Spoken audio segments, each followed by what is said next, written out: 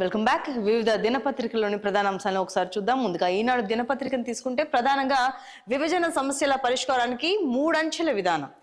ఇరు రాష్ట్రాల ఉన్నతాధికారులు మంత్రులతో 2 కమిటీలు ఏర్పాటు. తొలుత వాటి పరిధిలో చర్చలు, పరిష్కారం కానివి సీఎంల వద్దకు. నిర్ణీత వ్యవధిలో సమస్యల పరిష్కారం. డ్రగ్స్, సైబర్ నేరాల కట్టడికి ఉమ్మడి కృషి. సీఎం రేవంత్ రెడ్డి, చంద్రబాబు భేటీలో నిర్ణయం. 2 గంటల పాటు చర్చలు అన్న వార్తను చూడొచ్చు. ఇక ఖరారు కాని నీట్ కౌన్సిలింగ్ షెడ్యూల్ అన్న వార్త. మరోవైపు ఇకపై ఏడాదికి 2 సార్లు టెట్. అలాగే ఈ నెల 23న కేంద్ర బడ్జెట్. ఇక ప్రభుత్వ సలహాదారుగా కేకే అన్న వార్తని ప్రధానంగా ప్రచురించింది ఈనాడు. ఇక మరికొన్ని వార్తలు చూద్దాం. కాళేశ్వరం పంప్ హౌస్ల పైన విచారణ. అవి వరద నీటిలో మునగడానికి కారణాలపై దర్యాప్తు జరపాలని జస్టిస్ పిసి ఘోష్ కమిషన్ నిర్ణయం. రేపు విచారణకు రావాలంటూ ఇంజనీర్లు, గుత్తేదారులకు పిలుపు అన్న వార్త ఇది. ఇక మరోవైపు కాంగ్రెస్ చేరిన భారాస గద్వాల ఎమ్మెల్యే, త్వరలో మరికొందరు. ఇక శ్రీధర్ బాబును కలిసిన 6 భారాస ఎమ్మెల్యేలు. అభివృద్ధికి నిధులు ఇవ్వాలంటూ విన్నపం. కాంగ్రెస్ లో చేరండి అన్న మంత్రి అన్న వార్తను చూడొచ్చు. ఇక మరో దినపత్రికను తీసుకుంటే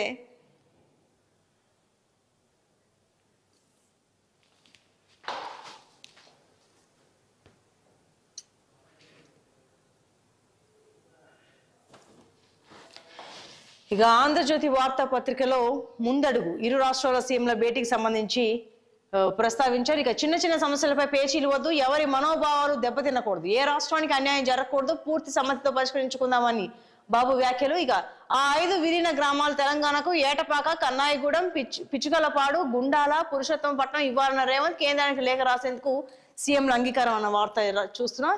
ఇక అయోధ్యలో బీజేపీతో పాటు రామాలయ ఉద్యమాన్ని ఓడించారు. గుజరాత్ లోనూ ఆ పార్టీకి అయోధ్య గతే. అసెంబ్లీ ఎన్నికల తప్పక ఓడిపోతుంది, ఇది తథ్యం, రాసి పెట్టుకోండి అన్న రాహుల్ వ్యాఖ్యలు ఇవి.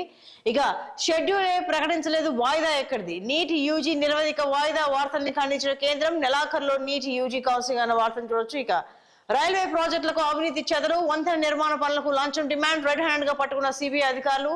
డిఆర్ఎం సహా 5 రైల్వే అధికారులు అరెస్ట్. లంచం ఇచ్చిన 2 కాంట్రాక్టర్లు కూడా. ఇక డిఆర్ఎం సీనియర్ డిఐఎఫ్ఎం ఇళ్లలో సోదాలు. పెద్ద మొత్తంలో నగలు స్వాధీనం. నిందితులకు 14 రోజులు రిమాండ్ అన్న వార్తను చూడొచ్చు. ఇక శరవేగంగా దిగువ కాఫర్ డ్యామ్ స్లూయిజ్ పనులు. 2 రోజులు గేట్ల అమరిక పూర్తి అన్న వార్త ఇది. ఇక వైసీపీ కారు చౌకగా ఆగ్రో స్థలాన్ని కొట్టేసింది, దాన్ని తిరిగి సంస్థకు ఇప్పించండి అని ఉద్యోగుల లేఖ అన్న వార్తను చూడొచ్చు. ఇక మళ్ళీ మంచి రోజులు. కేంద్ర బడ్జెట్ లో రాష్ట్రానికి ప్రాధాన్యం. అమరావతి, పోలవరానికి నిధుల పెంపు. బాబు చొరవతో కేంద్ర వైఖరిలో మార్పు. 5 ఏళ్లు ప్రాజెక్టులపై శ్రద్ధ చూపని జగన్. ఢిల్లీకి వచ్చిన స్వప్రయోజనాలపై దృష్టి. కేవలం అప్పుల కోసమే బుగ్గన వినతులు. అంటే ముట్టినట్టుగా వైసీపీ ఎంపీల వైఖరి. చంద్రబాబు సీఎం కావడంతో కదలిక అన్న వార్తను చూడొచ్చు. ఇక రేపటి నుంచి ఉచిత ఇసుక అన్న వార్త ఇది. ఇక చంద్రబాబు హెచ్చరిస్తున్నా, మా పార్టీ వారిపై దాడులు ఆపండి అన్న జగన్ వ్యాఖ్యలు ఇవి. చేతికి ఇసుక అంటకుండా వెంకటరెడ్డి స్కెచ్. జగన్ అస్మదీయ కంపెనీలకు ఇసుక తవ్వకాల కాంట్రాక్టులు, అనుమతులు, ఈసీలు మాత్రం జిల్లా గల్ల అధికారులపేట. ఫీజుల చెల్లింపు వారితోనే. ఖనిజ అభివృద్ధి కార్పొరేషన్ నుంచి కూడా భారీగా నిధుల మళ్లింపు అన్న వార్తను చూడొచ్చు.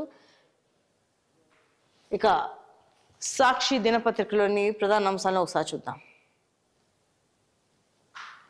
ఉసూరు అనిపించారు ఏపీ తెలంగాణ సీఎం చంద్రబాబు రేవంత్. 1 గంట 40 నిమిషాల పాటు భేటీ. రాష్ట్ర విభజన అంశాలపై నామమాత్రంగా చర్చ అన్న వార్తను చూడొచ్చు. ఇక రక్తమూడిన రహదారులు. ప్రమాదంలో నుజ్జైన కారు. అన్నమయ్య జిల్లాలో ట్యాంకర్ ఢీ కొట్టిన కారు. 4 దుర్మరణం. చిత్తూరు జిల్లాలో యాత్రికులతో వెళ్తున్న బస్సు బోల్తా 2 మృతి. 2 ప్రమాదాల్లో 22 మందికి గాయాలన్న వార్త ఇది.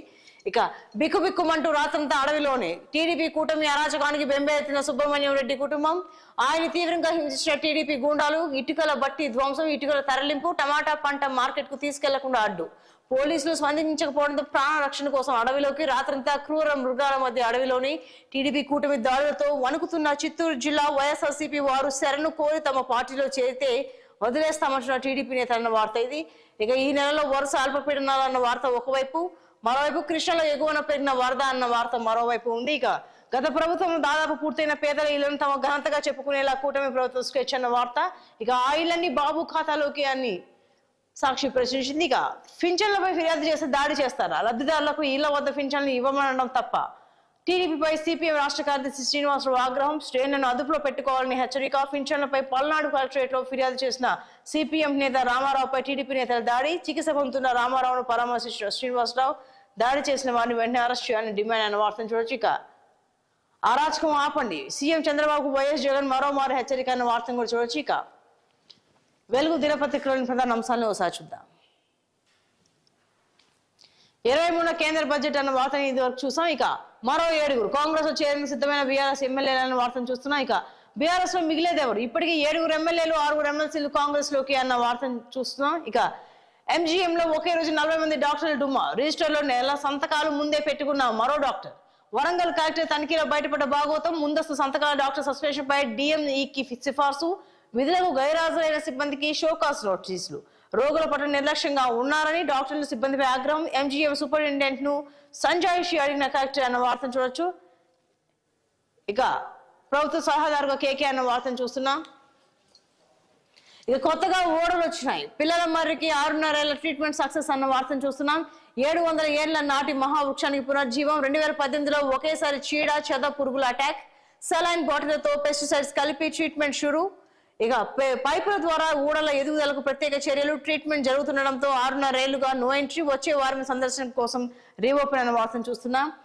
ఇక బీఎస్పీ తమిళనాడు చీఫ్ హత్య, బీఎస్పీ తమిళనాడు చీఫ్ కే ఆర్మ్స్ట్రాంగ్ ను గుర్తు తెలియని వ్యక్తులు హత్య చేశారు. హత్య జరిగిన 3 గంటల్లోనే 8 మంది అనుమానితులను పోలీసులు అదుపులోకి తీసుకున్నారు. ఆర్మ్స్ట్రాంగ్ హత్య వెనుక రాజకీయ కోణం లేదని వెల్లడించారు. ఇక నీట్ యూజీ కౌన్సిలింగ్ వాయిదా, మెడికల్ కోర్సులో ప్రవేశాల కోసం నిర్వహించే నీట్ యూజీ కౌన్సిలింగ్ వాయిదా వేస్తున్నట్టు నేషనల్ టెస్టింగ్ ఏజెన్సీ వెల్లడించింది. కౌన్సిలింగ్ ఈ నెలాఖరులో ప్రారంభించే అవకాశం ఉన్నాయని తెలిపింది అన్న వార్తను చూడొచ్చు. ఇక విభజన సమస్యలపై 3 కమిటీలు అన్న వార్తను కూడా చూడొచ్చు. ఇక ఇవాళ గోల్కొండలో తొలి బోనం, 4 రోజుల ఆషాఢ బోనాల జాతర ఆదివారం గోల్కొండ కోటలో షురు కానుంది. ఇక కోటలోని ఎల్లమ్మ తల్లికి తొలి బోనం సమర్పించనున్నారన్న వార్తను చూస్తున్నాం.